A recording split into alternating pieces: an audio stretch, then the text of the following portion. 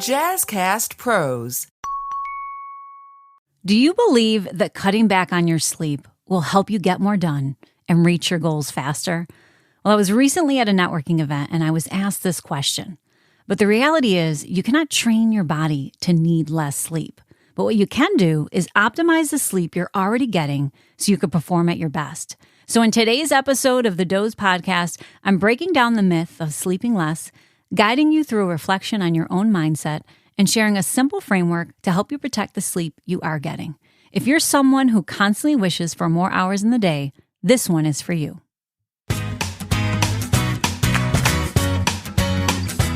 Hi, my name is Kuczkowski. I am a sleep health educator and certified sleep coach, and for over 2 decades, I have been working to transform how we think about sleep.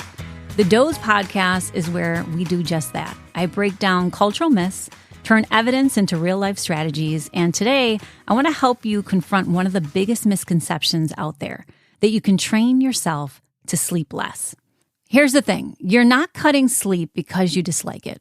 You cut sleep because you're chasing something, whether it be success, productivity, health goals, or simply keeping up with the demands of life. You may believe that shaving off an hour or two at night will let you fit more in, get more done, or move closer to your goals. But the truth is, sleep is not the obstacle to your success. It's the gateway. Improving your sleep does not slow you down. It makes you sharper, stronger, and more resilient. If your goal is to perform at your best, whether in your business, your relationships, or your health, cutting sleep actually moves you further away. The real power move is not doing more with less. It is doing better by giving your body the sleep it needs. That is what you and I are going to explore today. Now, before we go any further, I want you to pause and reflect with me for a moment on something. What do you believe about your own sleep needs? Do you believe you need the full 7 to 9 hours it's recommended? Or do you tell yourself that you can get by on less? And if you're honest, do you treat sleep as essential or as a negotiable? This reflection matters because the mindset you carry around sleep directly shapes your habits. I hope you understand this truth. Your body is not a machine that you can reprogram. Sleep is biological. It's non-negotiable. You can push it, you can cheat it, but you cannot outsmart it. What you can do is optimize the sleep you're getting so that it works harder for you. And that's what today's conversation is all about. I think a good place to start is with the myth. We live in a culture that has long glorified doing more with less. You've heard the stories, CEOs, athletes, and entertainers bragging about surviving on 4 hours of sleep as if it were a superpower. But the reality is, short sleep is not a strength. For you, it's a liability. The good news is, though, that the narrative is changing. More professional teams are hiring sleep coaches, workplaces are rethinking schedules, and even celebrities are calling out sleep as the new luxury.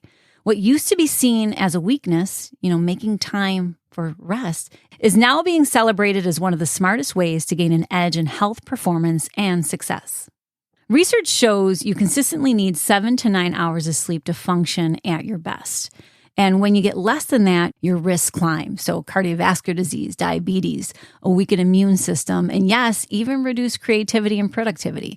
If you think you're the exception, chances are you're not. Less than 1% of people carry the rare gene that allows them to function optimally on very little sleep.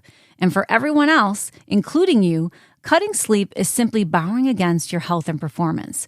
Your body runs on 2 powerful systems: your circadian rhythm, that's that internal clock that keeps you on a 24-hour cycle, and your sleep drive, which builds up pressure the longer you stay awake. And these are not optional settings that you can override. When you cut back on sleep, your body doesn't adapt by needing less. Instead, it builds what's called a sleep debt. And that debt always comes due. That's why you end up oversleeping on weekends, nodding off in meetings, or feeling like your brain is wading through quicksand by mid-afternoon. And that's not you being lazy. It's your biology demanding repayment. So I want you to pause with me for a moment and think about your sleep over the last week. How many nights did you get fewer than 6 hours of sleep? And the next day, how did you feel? Obviously, we know the difference between feeling clear and energized or foggy and stretched too thin. Now, I want you to imagine how different your week would have looked if you had been fully recharged every single day. And this reflection is not about guilt. It's about clarity. Your body is already telling you what it needs. The question is, are you listening? Remember, a well-rested brain is sharper, faster, and more creative. Sleep is not wasted time, it's invested time. I want you to ask yourself, are you measuring your productivity by how many hours you stay awake or by the quality of what you actually accomplish?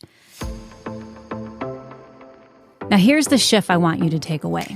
You cannot train yourself to need less sleep, but you can optimize the hours you do get. And to make that simple, I want to share a framework that you can carry with you.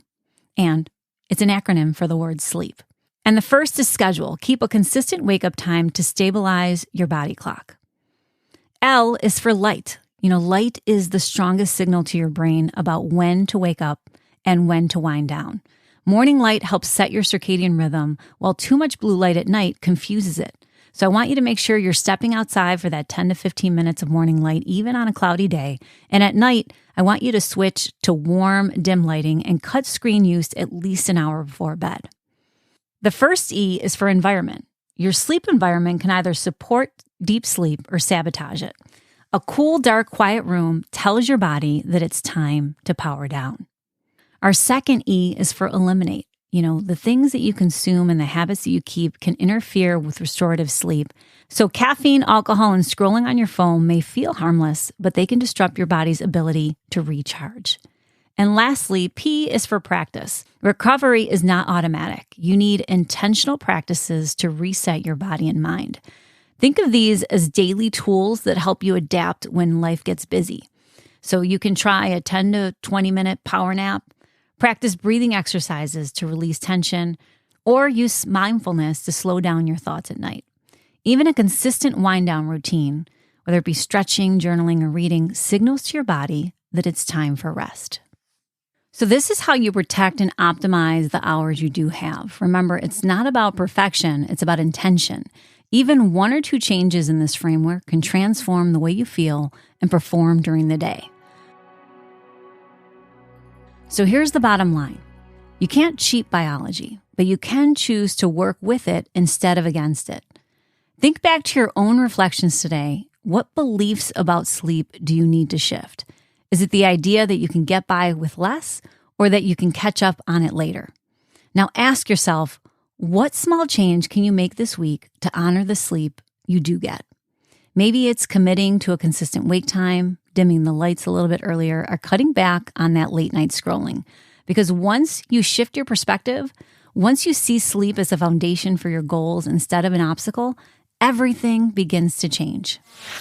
If today's episode got you thinking differently about your sleep, don't keep it to yourself. Share it with someone who needs to hear it. A friend who maybe brags about running on fumes, or a coworker who always seems exhausted. Because when you share, you're not just passing along information, you're helping someone else reflect, reset their thoughts about sleep, and start to see it as the foundation for success.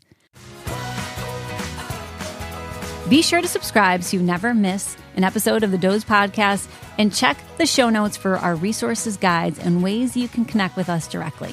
Together, we can create a ripple effect. By changing your mindset and encouraging others to shift theirs, you become an advocate for healthier sleep, not just for yourself, but for your family, your workplace, and your community. Until next time, remember, you cannot train yourself to need less sleep, but you can make the most of the sleep you do get. Sleep well.